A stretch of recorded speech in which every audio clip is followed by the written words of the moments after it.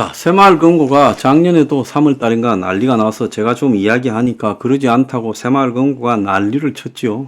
아니나 다를까요? 딱 1년 만에 지금 새마을금고 부실이 지금 또 드러났습니다. 보통 심각한 게 아니죠. 그래서 정부가 부실이 우려되는 전국 9개 새마을금고를 합병 조치했어요. 자, 새마을금고가 자체적으로 결정한 게 아니라 정부가 행안부가 자본 적정성, 자산 건전성을 기준으로 합병 대상 금고를 선정해 부산, 경북 권역에 각 두곳, 서울, 대전, 경기, 전북, 강원 권역에 한 곳 등 9곳을 합병했어요. 그래서 또 뱅크런 사태가 작년처럼 터질까봐 지금 놀래가지고 선제적으로 부실한 새마을금고 법인을 갖다가 합병했어요.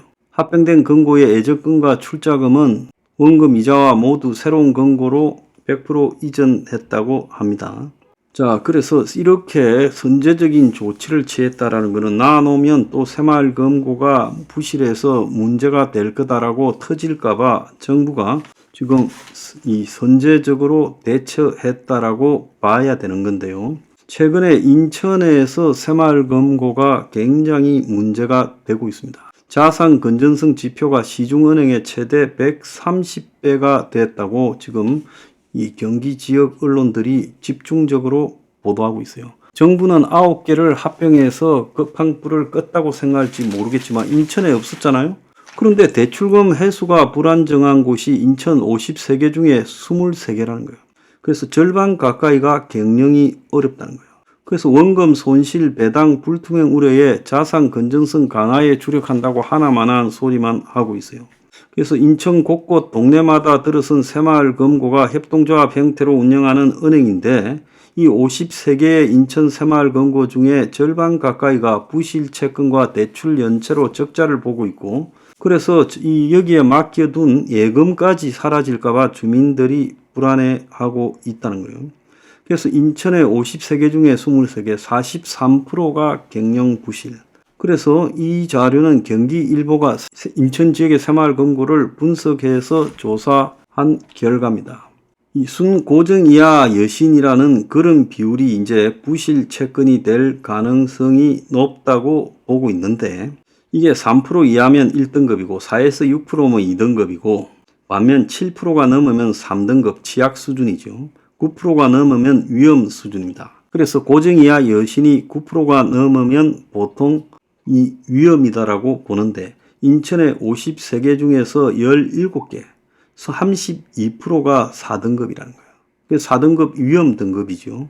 그래서 최대 23.44라고 무려 고정 이하 여신 비율이 20%가 넘은 것도 있고 20% 가까이 되는 것도 있고 그러면서 이렇게 4등급이 17개가 있고 3등급이 6개라는 거예요. 그래서 합쳐서 3, 4가 23개나 있다는 거예요.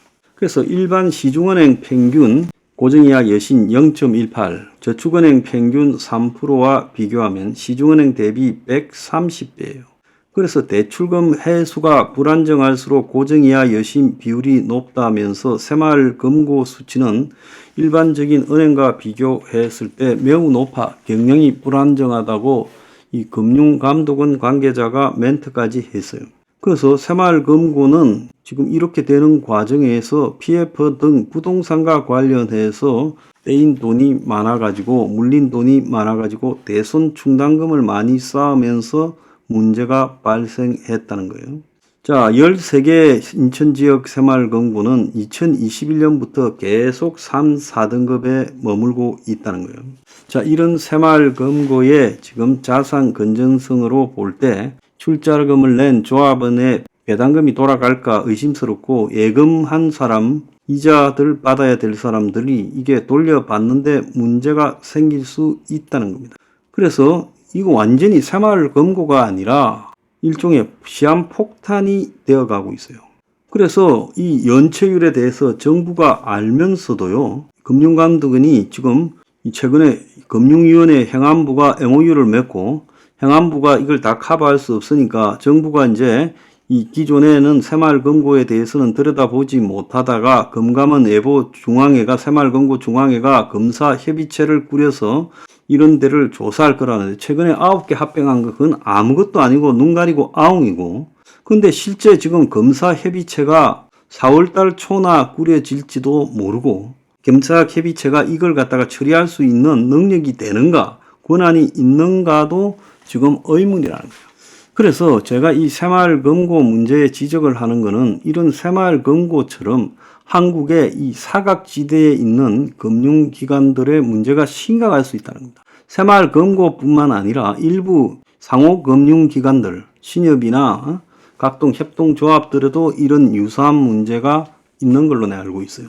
이것뿐만 아니라 보험, 캐피탈 같은 여신종합회사, 정권회사 이런 데서 지금 이 부동산 PF 때문에 여러 가지를 감추면서 숨겨놓은 부채들이 지금 굉장히 많이 있다는 거예요.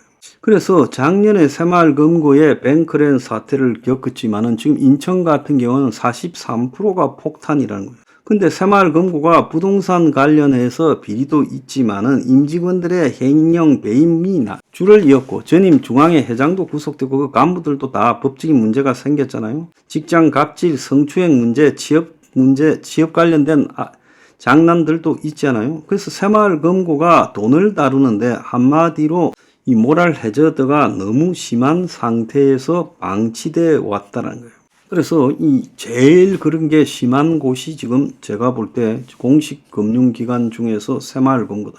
그래서 새마을금고가 새마을운동하면서 자연스럽게 커져 왔지만은 저것이 가진 이 한계가 너무나 명백한데도 교정되지 않고 왔어요.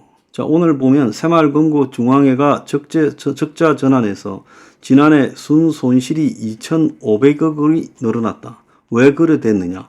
부동산 PF 리스크에 대한 대손 충당금 확대 영향 때문이다 라고 말을 하고 있어요.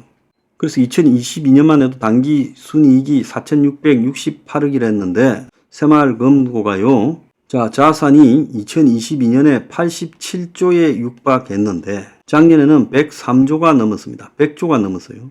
그런데 그 중에서 지금 부동산 PF 관련해가지고 엮여 있는 돈의 규모가 얼마가 될지 지금 예측하기가 어려운 거라는 거예요. 자, 그런데 이 적자가 나게 된 거는 지난해 새마을금고 중앙회의 총 비용이 8조 1324억으로 2022년에 5조 5021억 대비 47.8% 2조 6303억이 증가했어요.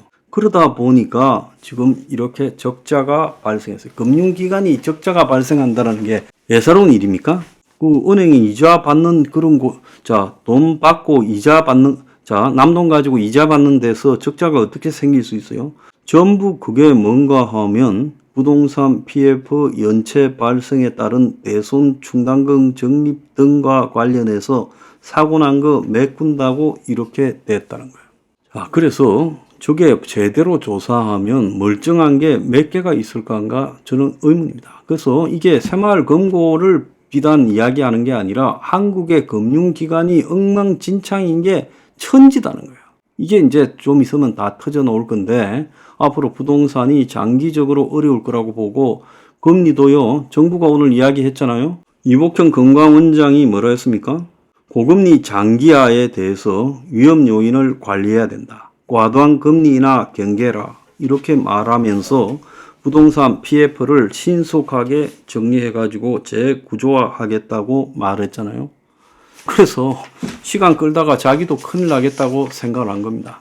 자, 고금리가 장기화되고 조만간에 내려갈 거라고 보이지 않는 상황에서 부동산 PF가 정리가 안 되는 상황에서 지금 약한 데가 제일 약하고 구린 데가 새마을금고에서 지금 터지고 있다는 거예요.